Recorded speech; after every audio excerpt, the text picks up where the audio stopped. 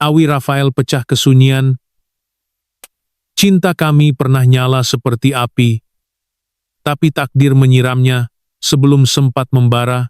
Pada suatu petang yang mendung di sebuah studio radio kecil di Singapura, suasana yang biasanya riang tiba-tiba menjadi sunyi seketika apabila Awi Rafael, penyanyi bersuara serak-serak basah, yang lama menyepi, membuat pengakuan mengejutkan di hadapan mikrofon. Dengan suara yang tenang namun penuh emosi, dia menyebut satu nama yang telah sekian lama hilang daripada perbualan umum, Atikah Suhaime. Dan dengan itu, seluruh udara di studio seolah-olah membeku. Para pendengar terpaku, wartawan hiburan tergamam, dunia maya meledak. Awi, akhirnya, memecahkan kesunyian yang menyelubungi kisah cinta yang tidak pernah sampai ke pelamin. Saya tidak pernah benci dia, saya cuma terpaksa lepaskan, sebab cinta kami tak cukup kuat melawan gelora di sekeliling kami. Itulah kata-kata pertama Awi, apabila diminta mengulas tentang sebab sebenar mengapa percintaan merekayang pada satu ketika dilihat seperti pasangan perfect. Dari surga, selebriti berakhir, tanpa sebarang ikatan rasmi, kisah mereka yang hampir menjadi legenda. Hubungan antara Awi Rafael dan Atikah Suhaime bukanlah kisah cinta biasa. Ia bermula dengan sunyi, tumbuh dalam diam, dan kemudian meletus di media sosial, seperti meteor di langit malam. Kedua-duanya tampan dan jelita, berkongsi minat dalam seni dan spirituality, serta saling menyokong dalam kerjaya masing-masing. Ramai menyangka, hanya masa sahaja yang menjadi pemisah antara lamaran dan akad nikah. Namun, masa itulah juga yang menjadi racun perlahan-lahan meretakkan segalanya.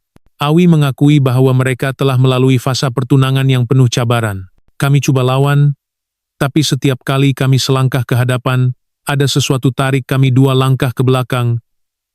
Lebih menyedihkan, Awi menyatakan bahwa tekanan luar baik daripada media, peminat, maupun pihak keluarga membentuk satu beban yang semakin hari semakin berat untuk mereka galas bersama. Tekanan media dan bayangan silam, Atikah Suhaime bukanlah satu nama yang asing dengan kontroversi. Sebelum bersama Awi, dia pernah terpalit dengan beberapa gosip hangat yang meletakkan reputasinya dalam keadaan rapuh. Awi, dengan jujur, mengakui bahwa meskipun dia menerima Atikah seadanya, tekanan sosial membuatnya sukar mempertahankan hubungan itu di mata dunia. Saya tak boleh nafikan saya lelaki. Ada ketika saya goyah, bila orang cakap perkara-perkara buruk tentang dia. Tapi dalam hati, saya tahu dia tak seperti yang digambarkan. Pengakuan ini membuatkan ramai pengikut mereka kembali membuka semula lembaran lama, merenung kembali betapa kerasnya dunia hiburan terhadap wanita, lebih-lebih lagi bila mereka sedang coba memperbaiki diri. Namun begitu, Awi juga mengakui bahwa dia sendiri tidak sempurna. Saya pikir saya cukup kuat waktu itu, tapi saya silap. Saya yang mula menjauh, sebab saya takut saya tak mampu jadi lelaki yang boleh lindungi dia. Ketidaksamaan pandangan hidup. Satu lagi, sebab utama yang menyebabkan hubungan mereka sukar untuk diteruskan ke fasa perkawinan adalah perbezaan pandangan tentang masa depan. Awi, yang ketika itu sedang melalui fasa spiritual yang mendalam, mengimpikan kehidupan yang sederhana, jauh dari sorotan glamor dan lebih fokus kepada keluarga dan ketenangan batin. Sebaliknya, Atikah masih sedang membina kembali kariernya dan memerlukan dunia untuk melihatnya bangkit semula. Saya nak tenang, dia nak terbang, dan saya sedar, kalau saya terus tahan dia, saya akan patahkan sayap dia. Dengan nada sedih, Awi mendedahkan bahwa cinta yang sebenar kadang-kadang tidak bermakna memiliki, tetapi merelakan orang yang kita sayang untuk memilih jalan mereka sendiri. Perbualan terakhir dan keputusan yang menyakitkan, menurut Awi. Perbualan terakhir antara mereka berlaku dalam suasana yang sangat tenang. Tidak ada jeritan, tidak ada air mata dramatik, hanya 2 jiwa yang tahu bahwa cinta mereka tidak cukup kuat untuk melawan arus kenyataan. Dia genggam tangan saya dan tanya, "Kalau satu hari nanti kita bukan jodoh, kau akan masih doakan aku bahagia?" Saya hanya senyum dan jawab, "Setiap hari, sampai akhir hayat, dan dengan itu, dua insan yang pernah menjadi simbol cinta sempurna, berpisah dalam senyap. Tidak ada sidang media, tidak ada kenyataan rasmi, hanya keheningan dan ruang kosong yang ditinggalkan kepada peminat untuk meneka-neka selama bertahun-tahun, sehinggalah hari ini. Pengakuan yang datang lewat, tapi penuh makna. Awi Rafael mengakui bahwa bertahun-tahun dia membawa beban rasa bersalah dan sesal karena tidak dapat mempertahankan hubungan mereka. Namun, dia memilih untuk berdiam diri karena tidak mahu membuka luka lama atau mengundang simpati. Hari ini, dia memilih untuk bersuara bukan untuk menjelaskan, tetapi untuk membebaskan hatinya. Saya cuma harap dia tahu, saya benar-benar cintakan dia, dan saya masih doakan dia temui bahagia yang tak saya mampu beri. Dan dengan pengakuan itu, seakan satu bab lama telah ditutup dengan tenang, walaupun tidak dengan bahagia. Tiada siapa tahu sama ada Atikah mendengar kata-kata ini, atau apakah dia juga masih menyimpan sisa rasa yang sama. Yang pasti, satu kebenaran telah dilafazkan, dan satu cinta yang tidak kesampaian akhirnya diberi suara. Namun, sebagaimana kehidupan seringkali berlaku, bukan semua cerita cinta perlu berakhir dengan perkawinan. Ada yang hanya ditakdirkan untuk menjadi puisi yang tak lengkap indah dalam kenangan, tapi mustahil untuk diulang. Dan kini, yang tinggal hanyalah persoalan jika mereka bertemu semula satu hari nanti, adakah api lama itu akan menyala semula, atau cukup sekadar membakar dalam diam sekali lagi. Pada suatu malam di tahun 2019, ketika seluruh dunia masih belum tahu tentang badai yang bakal melanda, Awi Rafael memuat naik satu kenyataan di Instagram pendek, tapi cukup menggoncang. Demi menjaga kehormatan keluarga, saya terpaksa membatalkan majelis perkawinan kami. Semoga dia temui jalan bahagia. Dan hanya dengan itu, segala impian, segala doa yang sudah pun dibina atas nama cinta antara Awi dan Atikah Suhaime, hancur seperti kaca terhempas di lantai marmar. Banyak yang tercengang. Wartawan berpusu-pusu mencari jawaban. Peminat bertanya-tanya, apa yang sebenarnya berlaku? Bagaimana mungkin sebuah pasangan yang seminggu sebelum itu tersenyum manis dalam sesi pre-wedding, tiba-tiba memutuskan untuk tidak menjadi suami istri? Saat segalanya bermula, cinta mereka bermula dalam keheningan. Awi bertemu Atikah di sebuah acara amal seni dan spiritual di Singapura, acara yang mempertemukan para selebriti yang sedang mencari kembali makna hidup dalam dunia yang penuh tekanan. Awi, yang ketika itu baru keluar dari episode kemurungan selepas kehilangan ibunya, mendapati dirinya tertarik dengan kekuatan Atikah wanita, yang meskipun pernah terpalit dengan skandal, namun tetap berdiri dengan anggun dan tenang. Atikah pula mengaku, Awi adalah lelaki pertama yang melihat dirinya melebihi dari apa yang pernah ditulis oleh media. Dia tak tengok saya macam Atikah Suhaime pelakon, dia tengok saya macam Nur Atikah, manusia yang sedang coba sembuh, katanya dalam satu temu bual yang kini sudah dipadam. Hubungan mereka tidak meledak secara terbuka, tetapi perlahan-lahan berkembang, seperti bunga yang mekar senyap dalam pagi yang sejuk. Dalam diam, mereka bertunang tanpa liputan meluas. Ia adalah pilihan bersama, untuk menjaga kesucian dan ketenangan hubungan. Namun, tenang itu tidak lama. Rahasia di balik keputusan mengejut. Tiada siapa benar-benar menjelaskan sebab di sebalik keputusan mengejut Awi untuk membatalkan perkawinan hanya beberapa minggu sebelum tarikh ditetapkan.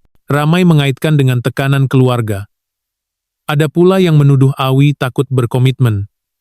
Tapi realitinya, seperti yang didedahkan baru-baru ini, lebih rumit dan penuh lapisan luka. Ada perkara yang saya tak boleh kongsikan demi menjaga nama baik kedua-dua pihak. Tapi cukuplah saya katakan, saya terpaksa pilih antara cinta dan kehormatan keluarga, dan saya pilih yang terakhir. Awi tidak menyebut secara terperinci apakah maksud kehormatan keluarga, namun menurut sumber rapat, terdapat ketegangan antara keluarga Awi dan latar belakang Atikah, yang ketika itu masih belum sepenuhnya diterima.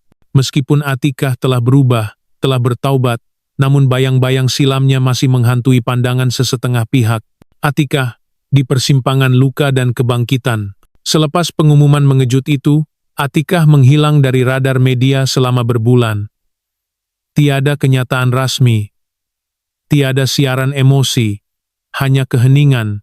Tapi kemudian, perlahan-lahan, dia muncul semula dengan skrip baru, peranan baru, dan senyuman yang berbeza. Banyak yang mengatakan senyum itu sudah tidak lagi tulus.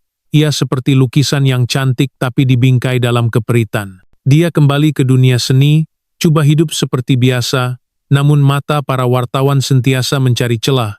Dan ada satu momen yang sukar dilupakan, ketika ditanya oleh wartawan apakah dia masih menyimpan rasa terhadap Awi, Atika hanya menjawab, "Saya maafkan dia. Tapi saya tak tahu sama ada hati saya pernah betul-betul pulih."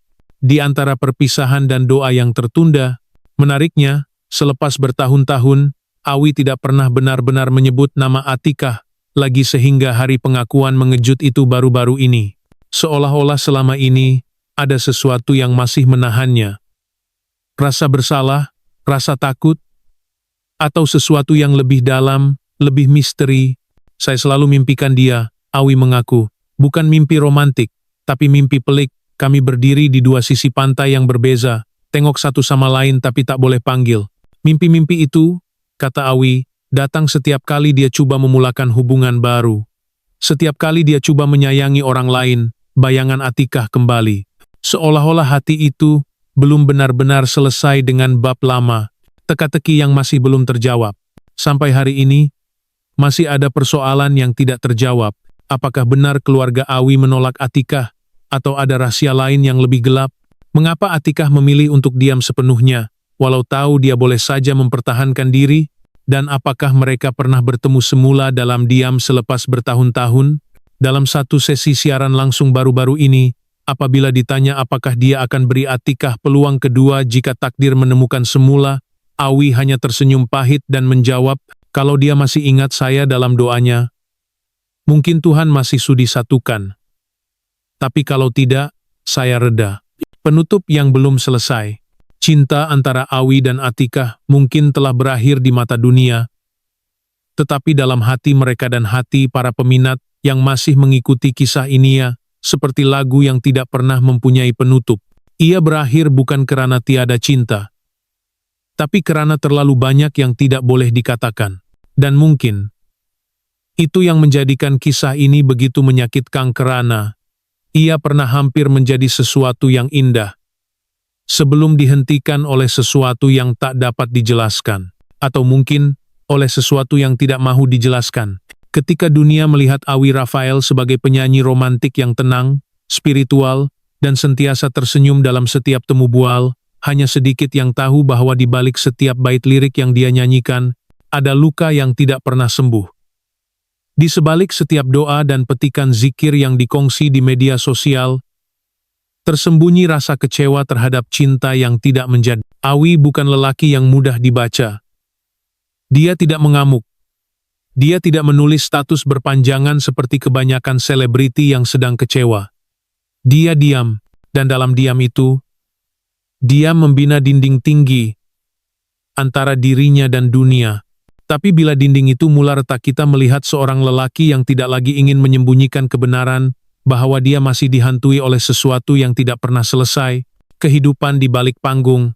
Selepas membatalkan pertunangan dengan Atikah, Awi berpindah ke Johor Bahru. Bukan karena proyek seni, tetapi karena dia ingin dekat dengan sempadan jauh dari pusat perhatian Kuala Lumpur, dan dekat dengan kampung halaman ayahnya. Di situ, dia menyewa sebuah unit kondominium menghadap Selat Tebrau, tempat dia sering duduk diam di balkoni, sambil memetik gitar tanpa suara. Seorang jiran pernah melihat Awi berdiri dalam hujan, tidak berpayung, hanya merenung ke langit malam, sambil menulis sesuatu di buku nota kecil. "Saya pikir dia gila," kata jiran itu. "Tapi bila saya lalu dekat, saya dengar dia berselawat." Disinilah kehidupan sebenar Awi bermula. Seorang lelaki yang coba menenangkan badai dalam dadanya dengan zikir dan puisi, yang coba menulis lirik tentang penyembuhan tetapi akhirnya kembali ke tema lama tentang kehilangan. Sisi lain seorang Awi Rafael. Ramai menyangka Awi adalah lelaki yang kuat, matang dan tenang. Tapi menurut rakan-rakan rapat, dia sebenarnya seorang yang penuh kontradiksi. Dia suka menyendiri, tapi sering rindu kepada manusia. Dia percaya pada takdir, tapi selalu menyalahkan diri sendiri bila sesuatu tak menjadi. Dia nampak seperti sudah move on, tapi nama Atikah masih disimpan di antara helaian Al-Quran miliknya. Satu malam, dalam sesi live tertutup bersama peminat tegar, Awi memetik gitarnya, lalu menyanyikan potongan lagu yang tidak pernah direkam. Liriknya berbunyi, "Kalau aku temui kamu di hujung jalan yang tak pernah kita pilih, adakah kau akan senyum atau terus berjalan tanpa menoleh?" Ramai menangis. Ada yang mendakwa lagu itu ditulis khusus untuk Atikah. Tapi Awi hanya menjawab, "Saya tak boleh sebut untuk siapa. Tapi kalau orang itu mendengar, dia akan tahu." Momen-momen tertinggal. Terdapat satu peristiwa yang hanya diketahui oleh segelintir orang malam sebelum Awi membuat pengumuman membatalkan majelis perkawinan. Dia menghubungi Atikah. Bukan melalui telepon, tapi secara fisikal. Dia memandu ke rumah kediaman Atikah di Shah Alam dan berdiri di hadapan rumah selama hampir 1 jam. Menurut seorang pengawal keselamatan, Awi hanya berdiri di tepi pagar, memegang sesuatu sehelai gaun putih yang kononnya dia beli sendiri untuk hari pernikahan. Dia tak ketuk pintu, dia tak panggil, dia hanya letak gaun itu di depan pagar dan pergi. Dan Atikah? Dia hanya tahu tentang perkara itu 2 hari kemudian, melalui kakaknya yang kebetulan menemui bungkusan itu di hujan pagi. Atikah Suhaime, antara diam dan harga diri. Sampai hari ini, Atikah tidak pernah benar-benar mengulas tentang punca sebenar perpisahan. Dalam satu temu bual pendek selepas pembatalan majelis, dia hanya berkata, "Kadang-kadang kita pikir cinta cukup, tapi rupanya belum cukup untuk lawan segala yang lain." Namun, ada sumber dalam dunia produksi mengatakan bahwa Atikah pernah menulis satu jurnal pribadi sepanjang tempo selepas putus tunang beratus halaman. Isinya? Tidak ada siapa tahu. Tapi jurnal itu didakwa pernah coba diterbitkan oleh sebuah syarikat penerbitan sebelum Atikah menarik balik kesediaan untuk berkongsi. Kenapa? Itu satu lagi misteri. Tali-tali yang masih bersambung. Beberapa tahun selepas itu, walaupun tidak lagi bersama, Awi dan Atikah sering muncul di lokasi yang sama-sama, ada acara amal, sesi penggambaran, atau majelis pelancaran produk, namun mereka tidak pernah bertegur sapa, tidak bersalaman, tidak menoleh. Tetapi satu momen menarik berlaku di belakang pentas sebuah program TV yang tidak ditayangkan. Seorang kru produksi mendakwa telah melihat Awi dan Atikah bertentang mata selama hampir 10 saat. Tidak ada kata-kata, hanya pandangan kosong. Tapi dalam pandangan itu, ada sesuatu yang lebih berat dari 1000 ayat. Awi berpaling dulu. Atikah tetap berdiri. Dan saat Awi melangkah pergi, Atikah mengusap matanya seperti menghalau debu. Atau mungkin, air mata. Misteri yang masih belum terurai. Sampai saat ini, masih ada perkara yang tidak pernah terjawab. Apakah sebenarnya kandungan jurnal Atikah? Siapa ahli keluarga yang dikatakan menjadi penghalang? Adakah Awi masih menyimpan gaun itu? Atau sudah dikembalikan? Dan yang paling penting, adakah mereka benar-benar tidak saling menyayangi lagi? Atau hanya pura-pura? Kisah Awi dan Atikah bukan sekadar cerita cinta yang gagal. Ia adalah kisah tentang 2 jiwa yang hampir bersatu, tapi dikoyak oleh dunia yang terlalu bising, tentang 2 hati yang mungkin masih berdegup dalam frekuensi yang sama, tapi dipisahkan oleh waktu, harga diri, dan luka lama. Dan mungkin suatu hari, bila satu dari mereka cukup berani untuk menoleh semula ke belakang, kisah ini akan disambung. Bukan di media sosial, bukan di lensa kamera, tapi di satu ruang sunyi, di mana cinta tidak lagi perlu bersembunyi. Tengah malam, Awi Rafael terjaga dari Lena dengan sudah berpeluh. Di luar, hujan renyai turun menimpa tingkap kaca yang berkabus. Di dalam gelap, dia duduk diam di tepi katil, tangan kiri menggenggam sesuatu seutas tasbih kayu cendana pemberian arwah ibunya.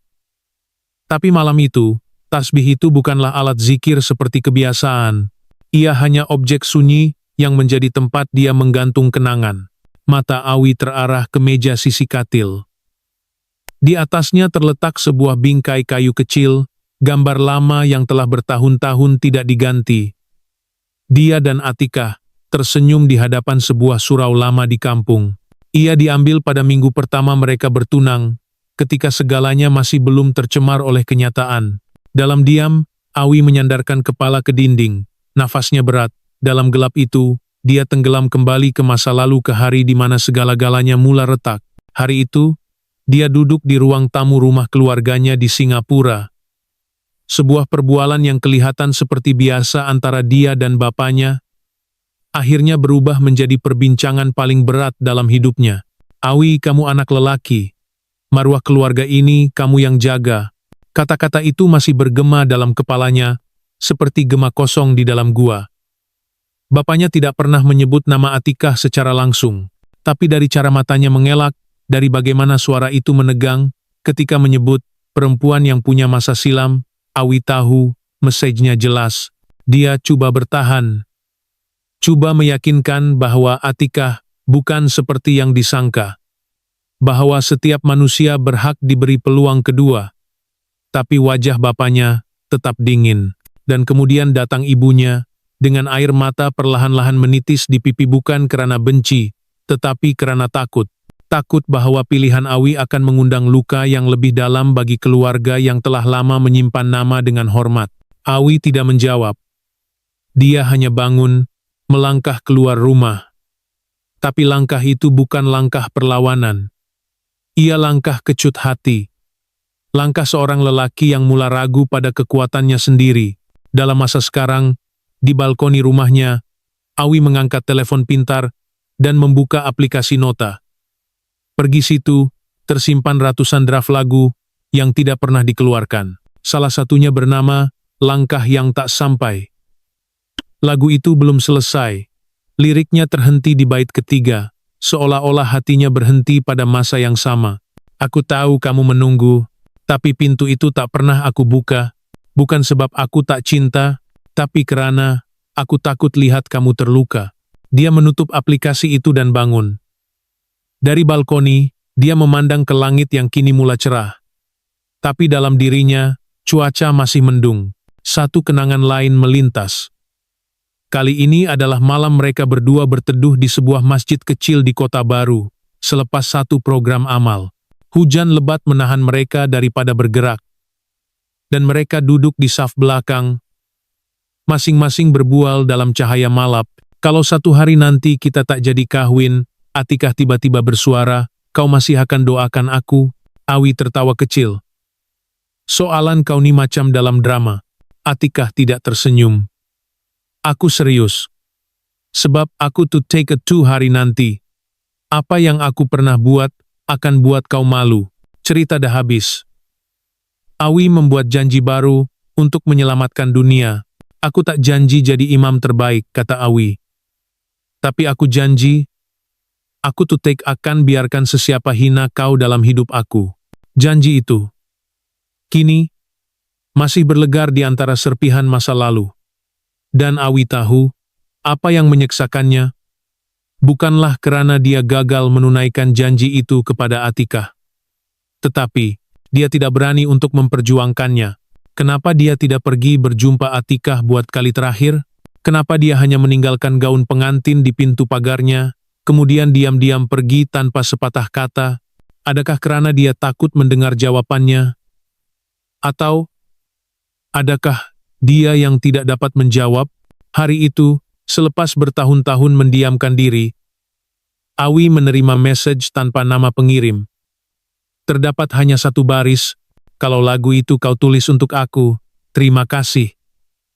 Tapi mungkin kita memang ditulis dalam 2 halaman berbeza, tiada gambar, tiada jawaban, tiada apa yang mengesahkan bahwa itu adalah Atikah, tapi Awi tahu, terdapat perkara yang tidak perlu disahkan dengan alasan, nafas kenangan masih cukup mencuit hati. Maka, dia menutup teleponnya. Diam-diam berjalan masuk ke studio, merakam chorus, Langkah Yang Tak Sampai, kemudian mematikannya. Tidak dilepaskan, tidak dikongsi, seperti cinta itu, sekali berbunyi, tapi tak pernah dengar sampai habis. Hujan turun senyap malam itu di Bangsar. Di dalam dewan kecil berbalut langsir baldu warna arang, sebuah majelis amal tertutup sedang berlangsung. Bukan majelis besar, tapi cukup untuk menghadirkan mereka yang pernah punya nama di pentas populer. Awi Rafael, selepas sekian lama menolak pelawaan publik, akhirnya hadir. Katanya kepada penganjur, "Saya tak nak nyanyi. Saya cuma nak hadir. Tengok orang." Dia duduk di hujung barisan, menyandar perlahan sambil memegang cawan teh halia yang sudah suam. Di pentas, ada puisi tentang kehilangan. Di sekeliling, suara orang berbual perlahan, lampu redup, musik gamelan mengalir seperti mimpi. Kemudian, pintu terbuka. Langkah itu tidak tergesa-gesa, lembut. Tidak semua berpaling. Tapi Awi terasa ruang di sekelilingnya berubah.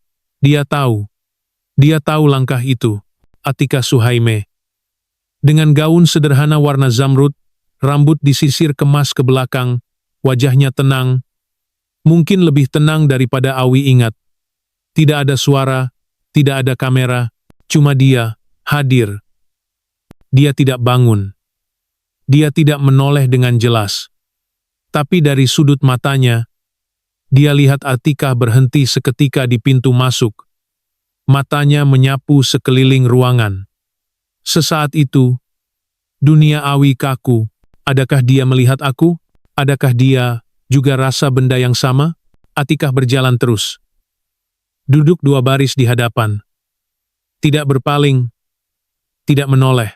Tapi Awi melihat dari belakang tengkuknya, bahu yang bergerak perlahan ketika dia menarik nafas, jemari yang bermain-main dengan hujung selendang, dan entah kenapa, Awi merasa seperti sedang melihat dirinya sendiri.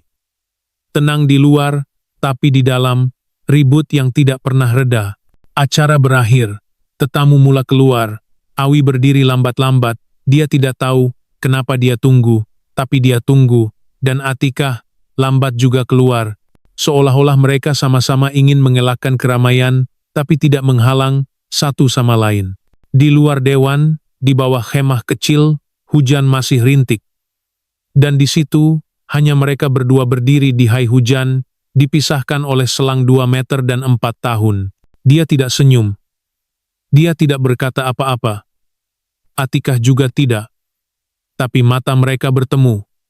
Untuk pertama kali sejak perpisahan itu, tiada lagi dinding, tiada lagi tirai, hanya sepasang mata yang pernah saling mencintai, saling percaya, dan akhirnya saling melepaskan. Dalam imbauan yang sekejap, Awi kembali ke surau lama, mendengar suara Atikah bertanya, "Kalau kita tak jadi kahwin, awak masih akan doakan aku?" Dan dia, seperti dulu, hanya mampu senyum. Sekarang, jika Anda tidak menyukainya, Anda akan merasakannya. Ayuh, saya banyak ingat awak, saya banyak ingat awak, saya akan memberitahu Anda banyak, saya akan memberitahu Anda banyak. Saya akan menulis beberapa perkataan, dan saya akan menulis beberapa perkataan, saya akan menulis beberapa perkataan kepada Anda. Saya akan menulis beberapa perkataan. Anda akan mendengar banyak tentang saya. Agak lama selepas itu, tiada siapa yang tahu jika mereka berdua pernah berhubung lagi. Tiada yang bertanya, dan tiada yang menjawab. Yang tinggal hanyalah lagu instrumental yang pernah dirakamkan oleh Awi, tetapi tidak pernah dikeluarkan. Di studio pribadinya, ia membawa nama pelik. Lagu yang tak pernah dinyanyikan, samar-samar bunyi gitar. Satu keluhan lembut. Kemudian senyap, dan mungkin, kisah itu akan kekal selama-lamanya hanya di sana dalam jarak yang senyap, antara dua orang yang pernah tahu bagaimana untuk mencintai antara satu sama lain, tetapi tidak tahu bagaimana untuk menjaga satu sama lain,